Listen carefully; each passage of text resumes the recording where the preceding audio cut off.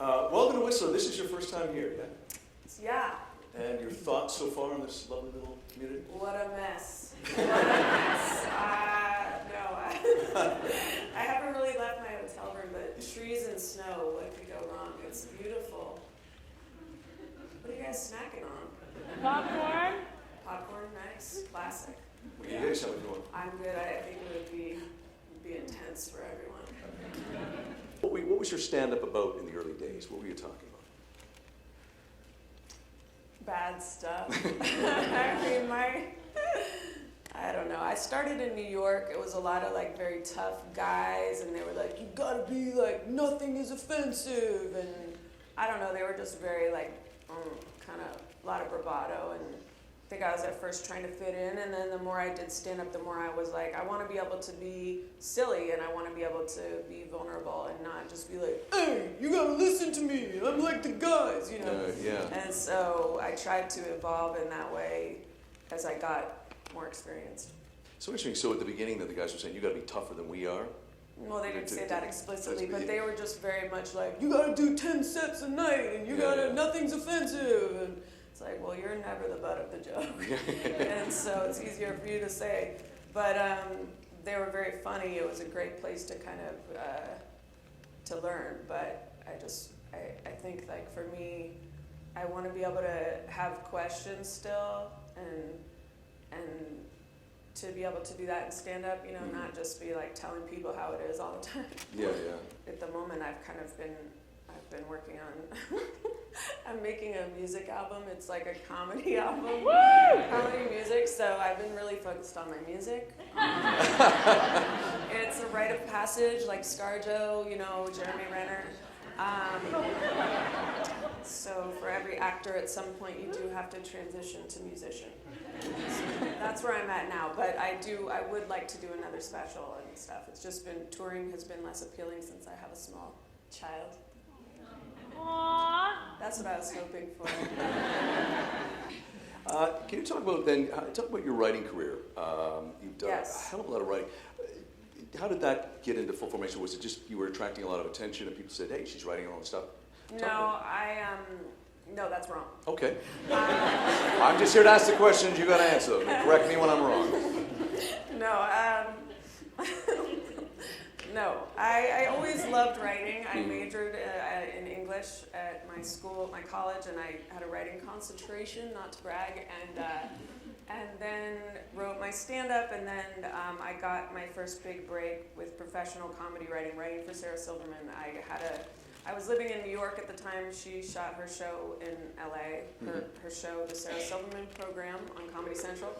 And I had a video interview, so I like got dressed from here up, and I, got the job. And so I was literally like, I had just gone through a breakup. I was like on my couch crying, and then I was like throwing my stuff into a duffel bag and like, fuck you, New York, I'm never coming back. And then I didn't. And so yeah, then I got to write for her, and pardon my language, I just realized there's children here. You ever heard the F word before? I'm so sorry. But yeah, so then I wrote for her show, I wrote for Portlandia a little bit, Nick Kroll had Kroll Show, SNL, I wrote for Parks and Rec, and then...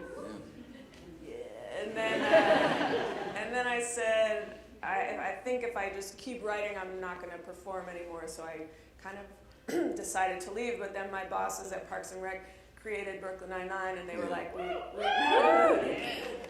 know you want to act and focus on that, so we audition. I auditioned for the role that Stephanie Beatrice so wonderfully plays, and they were like, we don't really see you as a cop, so they created, I don't know why, I guess cops don't look like models, so then they like wrote in this secretary role, and that's, the rest is history. I was very lucky to be in really fun, nice writers' rooms. Where I miss it. It's like, it's just an incredible way to use your intellect. You're sitting around with other funny people and you're thinking, what's the funniest thing that could happen? And so many tangents. Parks and Rec, we very famously had a lot of very asinine debates around like, is cake or pie better, you know? Yeah. And people got really heated and pies were ordered and, you know, it's just like, but then things would kind of snake their way into episodes, so it wasn't, so I kind of love that because I think that most distractions can be fruitful when you're writing, and I was glad that my bosses sometimes felt that way too.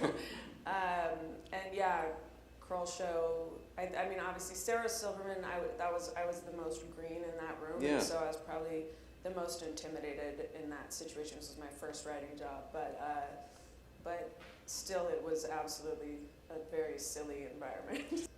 And talk about, you worked on SNL for a season?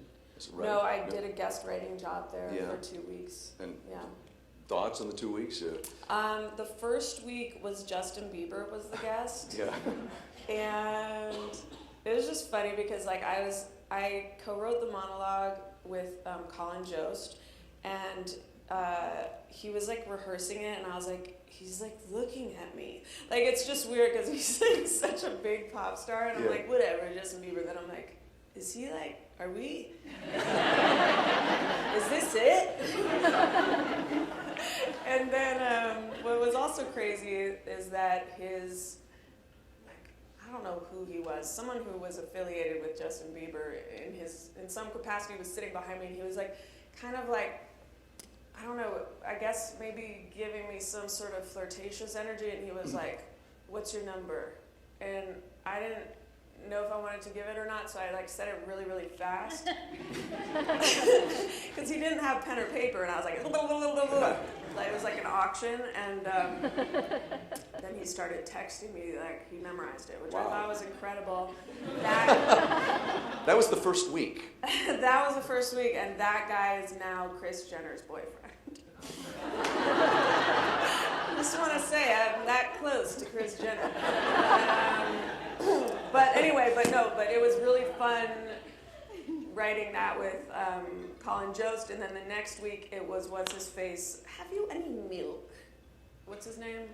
That Nazi movie, Inglourious Bastards. Oh, yeah. Christoph Waltz. So that he was the next week, and like I wrote a horrible sketch that really bombed, and I forgot that like writing can bomb, because like stand up it's so visceral, like you're bombing, people aren't laughing, you're like, let me adjust. You cannot adjust a sketch, it's been written, everyone has copies of it, and if it's not funny it just keeps going and going and going. I was just like, Let's talk about your character on Brooklyn Nine-Nine. Yes. Let's talk about that. Gina Linetti. How did that come about? You mentioned earlier just briefly about your writing. They said, we know you want to act. Can you take us through the process of how that came about and your time on the show? Well, I auditioned for the role. I think I had a callback or something, and then I was like with Andy, who we went to elementary school together. So I've known him since I was, in 3rd grade. We have like 6th grade graduation photos together, where he's like sitting in the back of my mom's Colt Vista, and so I had a sense of familiarity with him that helped my audition, but also probably hurt it because I didn't seem like a cop because we were like joking around,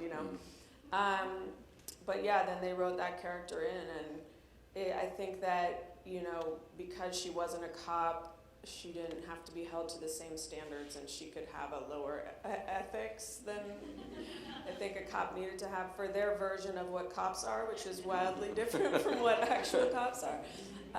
So there's this sort of a utopia, much like Parks and Rec, of what the dream of what government or what the dream of what policing would be.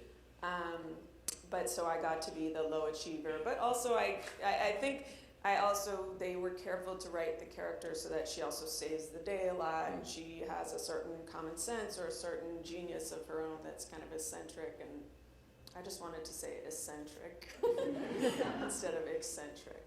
Anyway, that's Gina in a nutshell.